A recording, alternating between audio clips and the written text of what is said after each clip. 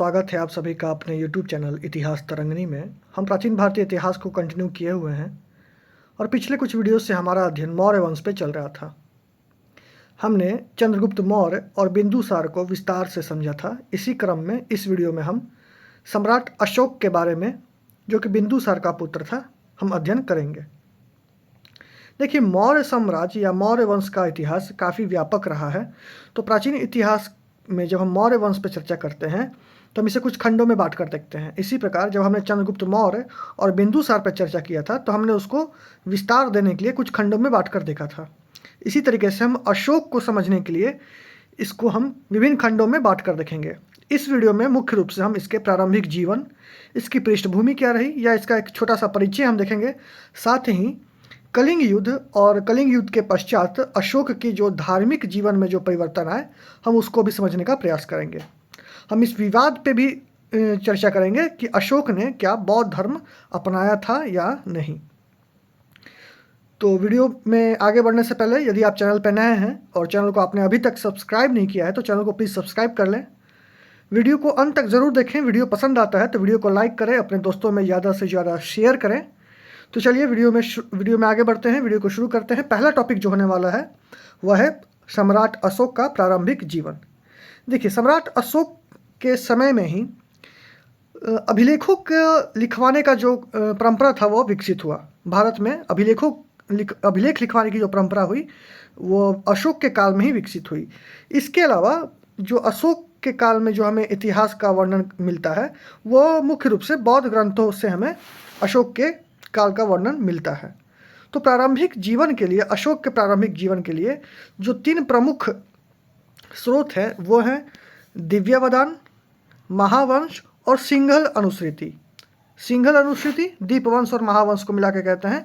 यानी कि सिंघल अनुश्रुति, दिव्यावदान और महावंश अशोक के प्रारंभिक जीवन पर प्रकाश डालते हैं। दिव्यावदान से यह ज्ञात होता है कि अशोक शासक बनने से पूर्व वह अवंती का राज्यपाल था। हमने बिंदुसार के समय इस बात की चर्चा की थी कि जब अशोक को बिंदुसार ने तक्षशिला के विद्रोह को दबाने के लिए भेजा था, उस समय अशोक अवंती का राज्यपाल था।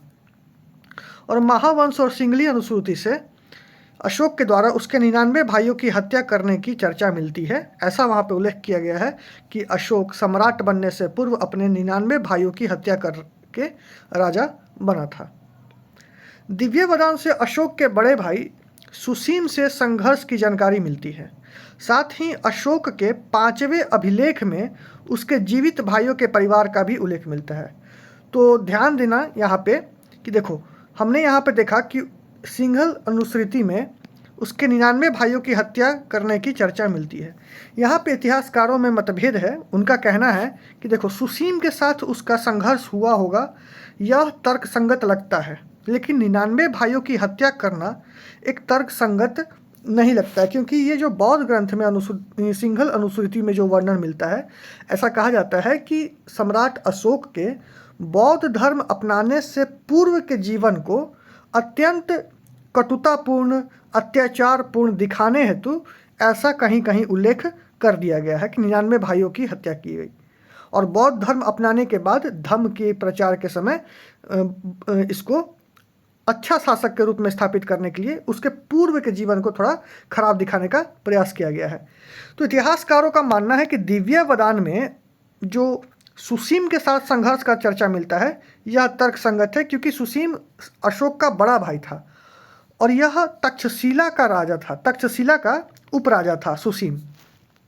जिस वक्त यह अवंती में राज्यपाल था अशोक, उसी समय सुसीम तक्षशिला में उपराजा था। तो हो सकता है बिंदुसार के पश्चात, चूंकि बिंदुसार ने अपना उत्तराधिकारी के रूप में सुसीम को ही चुना था, तो सुसीम और अशोक के मध्य सत्ता को लेकर संघर्ष हुआ होगा, ठीक है, जिसमें अंततः अशोक विजयी रहा होगा और अशोक ने अपने राजगद्दी को हासिल किया होगा। हम देखते हैं बिंदुसार के मृत्यु के बाद, यानी कि 273 बीसी के बाद, मृत्यु के बाद इसको 4 वर्ष लगते हैं, किसको, अशोक को राजगद्दी हासिल करने में। यानी कि 269 बीसी में जाके यह राजगद्दी पे बैठ के अपना राज्याभिषेक करवाता है, ठीक है। तो 4 वर्ष तो लगे होंगे अशोक को सुसीम के साथ संघर्ष करने में। तो दिव्यावदान से अशोक के बड़े भाई सुसीम से संघर्ष की जानकारी मिलती है। साथ ही अशोक के 5वें अभिलेख में उसके जीवित भाइयों के परिवार का उल्लेख मिलता है। यानी कि यहाँ से जो 99 भाइयों की हत्या कर देने की जो उल्लेख मिलता है उसका यहाँ पे खंडन होता है उसके 5वें अभिलेख में, क्योंकि उसके जितने भी जीवित भाई थे उनके परिवार का उल्लेख मिलता है। ठीक है, उनकी पत्नी, उनके बच्चे, इसका जो वृहद परिवार था उसका उल्लेख मिलता है 5वें अभिलेख में।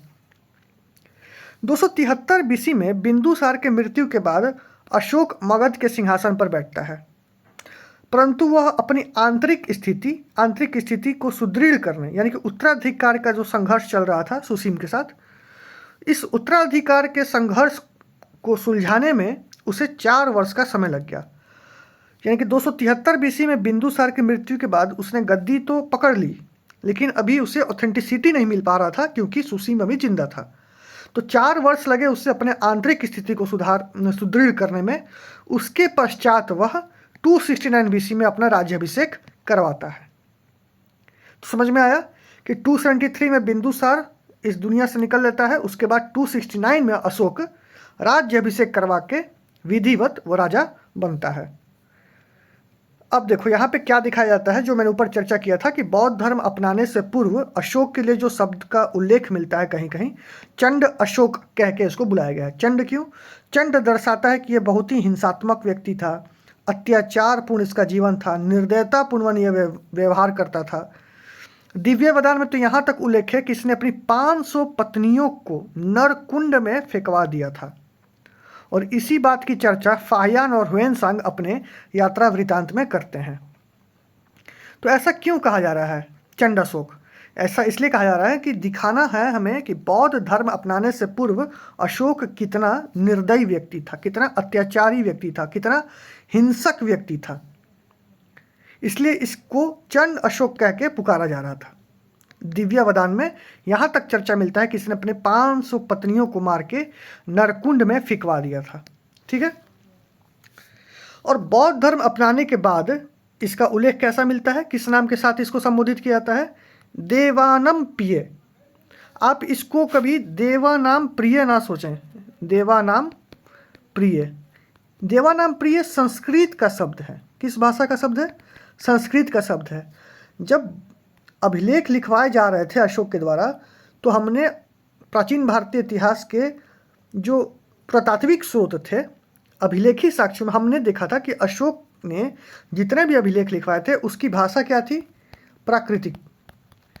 प्राकृतिक भाषा में उसने लिखा था। ये जो टर्म है देवानामपीय, ये प्रकृति भाषा का शब्द है।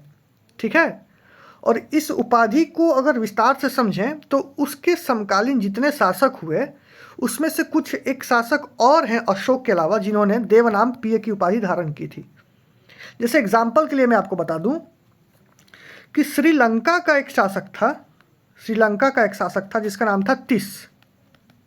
ठीक है, इस तिस ने भी देवानामपीय की उपाधि धारण की थी। तो दो देवानामपीय शब्द है, ये प्रकृति भाषा का शब्द है, ना कि संस्कृत भाषा का। तो इसको देवानाम प्रिय ना समझे। वो बालका नाम जैसा जो टर्म है ना संस्कृत का, वो बालका नाम जैसा हो जाएगा देवानाम प्रिय अगर इसको समझेंगे तो। आप यहाँ पे क्लियर रहना है आपको कि ये देवानम प्रिय है। इसका अर्थ होता है बुद्ध प्रिय, बुद्ध के प्रिय शासक। तो बुद्ध के प्रिय शासक उस काल में बहुत रहे, जिसके यहाँ वर्षा काल बुद्ध ने बिताया या उनके उपासक के रूप में वो शासक रहे, तो उन्होंने ये उपाधि धारण की स्वयं देवानम प्रिय के रूप में। तो ये देवानम की उपाधि आपको याद रखनी कि अशोक अपने अभिलेखों में स्वयं को देवानम प्रिय के रूप में अभिलेखित करवाता था। ठीक है, और देव का मतलब नहीं कि विष्णु, ब्रह्मा विष्णु महेश जैसे देव, उस समय बुद्ध का कालखंड था, इसलिए इसको बुद्ध प्रिय अशोक के रूप में हम समझ सकते हैं। ठीक है, तो याद रखना यही देवानम प्रिय किसके लिए यूज होता था? अशोक के लिए, अशोक के अभिलेखों में। तो बौद्ध धर्म अपनाने से पूर्व अशोक को चंड अशोक के रूप में अभिलेखित किया गया है, संबोधित किया गया है, और वहीं बौद्ध धर्म अपनाने के बाद उसे देवानम प्रिय के रूप में संबोधित किया गया है। अब हम देखते हैं कि बौद्ध ग्रंथों में अशोक के परिवार का उल्लेख मिलता है। तो सबसे पहले हम देख लेते हैं अशोक की माता के बारे में क्या जानकारी मिलती है बौद्ध ग्रंथों में। इसमें प्रमुख रूप से हमें 3 बौद्ध ग्रंथों का उल्लेख मिलता है। पहला है दिव्यवदान, दूसरा है अशोकावदान और तीसरा है महाबोधिवंश। अशोक की 3 माँओं का चर्चा मिलता है। दिव्यवदान में अशोक की माँ का नाम उल्लेख किया गया है पासादिका। अशोकावदान में सुभद्रांगी और महाबोधिवंश में धम्मा या धर्मा। ठीक है, ये धम्मा और धर्मा थी, ये चंपा की एक ब्राह्मण की कन्या थी जो अशोक की माँ थी। ठीक है, तो 3 माता का नाम मिलता है पासादिका, सुभद्रांगी, धम्मा या धर्मा। आगे बढ़ते हैं, देखते हैं हमें सम्राट अशोक की 5 पत्नियों का उल्लेख मिलता है। 5 पत्नियों का उल्लेख। अशोक जब उज्जैन का उपराजा था तब ये पाटलिपुत्र से उज्जैन जा रहा होता है। तो महावंश में ऐसा उल्लेख किया गया है कि जब अशोक उज्जैन जा रहा था उसी समय विदिशा में वहीं की एक व्यापारी यानी श्रेष्ठी की पुत्री थी जिसका नाम था देवी। तो यह देवी से विवाह करता है कहाँ? विदिशा में। और महाबोधि वंश में इस देवी का उल्लेख किया गया है वेदिश महादेवी के रूप में। नेट में सवाल पूछा जाता है यहाँ से कि पहली पत्नी का नाम क्या था, तो वेदिश महादेवी। महाबोधि वंश में क्या उल्लेख किया गया है उसके बारे में? वेदिश महादेवी। इसी वेदिश महादेवी और अशोक के 2 संतान हुए। एक पुत्र था जिसका नाम था महेंद्र, एक पुत्री थी जिसका नाम था संघमित्रा। इसी महेंद्र और संघमित्रा को अशोक ने ताम्रलिप्ति बंदरगाह से श्रीलंका भेजा था बौद्ध धर्म के प्रचार के लिए। तो ये सवाल पूछता है हमेशा कि महेंद्र और संघमित्रा किस बंदरगाह से रवाना हुए थे श्रीलंका के लिए। तो आज ये बंगाल के क्षेत्र में ये पड़ता है ताम्रलिप्ति बंदरगाह, या पाली भाषा में इसको बोले थे ताम्रलिपि बंदरगाह। यह पड़ता है बंगाल बांग्लादेश के क्षेत्र में। और यहीं से अशोक के पुत्र और पुत्री महेंद्र और संघमित्रा श्रीलंका गए थे बौद्ध धर्म के प्रचार के लिए। क्लियर है? अन्य पत्नियों का उल्लेख मिलता है असंघमित्रा और तिष्यरक्षिता।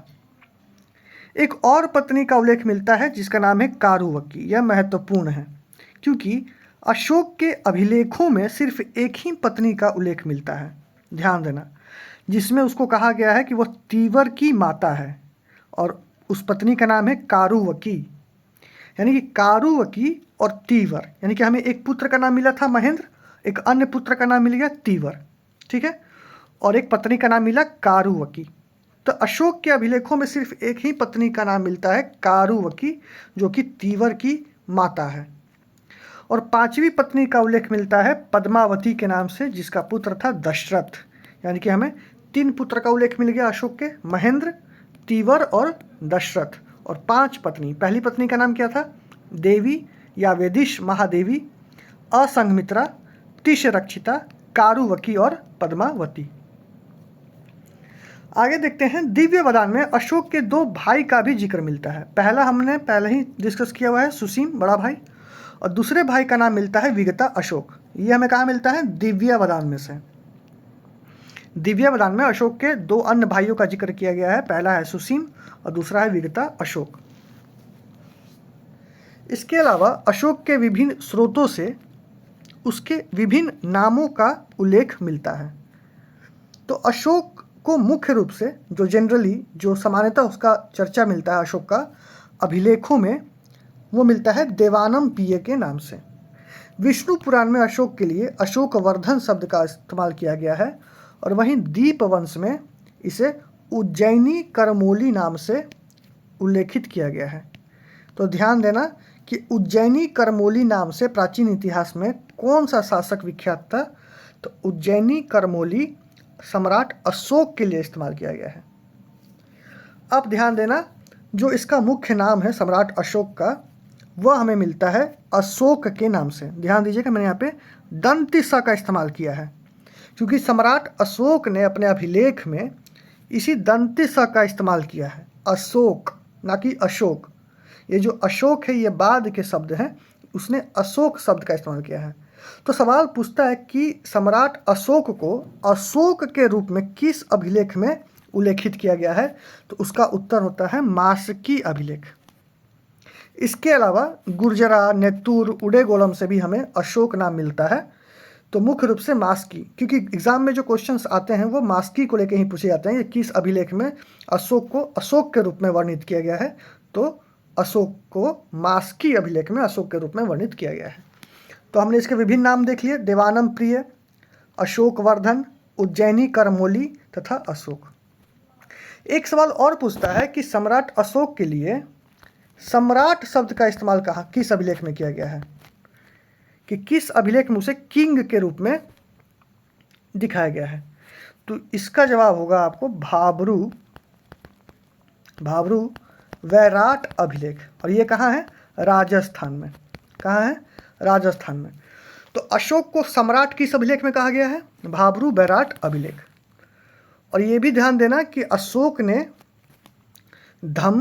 बुद्ध, धम्म और संघ में जो अपनी निष्ठा व्यक्त की थी कि बुद्ध, धम्म और संघ के प्रति निष्ठा, उसने इसी अभिलेख में व्यक्त की है, भाबरू बैराट अभिलेख, जो कि राजस्थान में है। ठीक है, अब देखो नोट में मेंशन करना, अशोक की एक पुत्री है, एक अन्य पुत्री का उल्लेख मिलता है। हमने ऊपर देखा था ना, अशोक की पुत्र का नाम महेंद्र और पुत्री का नाम संघमित्रा। ठीक है, तो वैसे ही एक और पुत्री का नाम मिलता है क्या? चारुमती। चारुमती का उल्लेख प्राप्त होता है अशोक के पुत्री के रूप में, जिसका कि अशोक ने विवाह नेपाल के शासक ललित देव से किया था। ठीक है, ये ललित देव जो था ये शिव भक्त था। क्या था? शिव भक्त शासक था। विवाह के पश्चात कुछ समय पश्चात जब ललित देव की मृत्यु हो जाती है तो अशोक ने नेपाल में ही देवीपाटन नामक नगर की स्थापना की थी। तो ये रहा अशोक के प्रारंभिक जीवन परिचय, उसके परिवार का उल्लेख। ठीक है, तो इसमें कोई दिक्कत नहीं होना चाहिए, कोई डाउट नहीं होना चाहिए। अगला जो टॉपिक है इसका वह है कलिंग युद्ध और इसका धार्मिक जीवन। ठीक है, कलिंग युद्ध के पश्चात सम्राट अशोक के जीवन पे क्या असर हुआ, उसके लिए हम अलग से एक सेपरेट वीडियो ले आएंगे कलिंग युद्ध और उसके धार्मिक जीवन को लेके।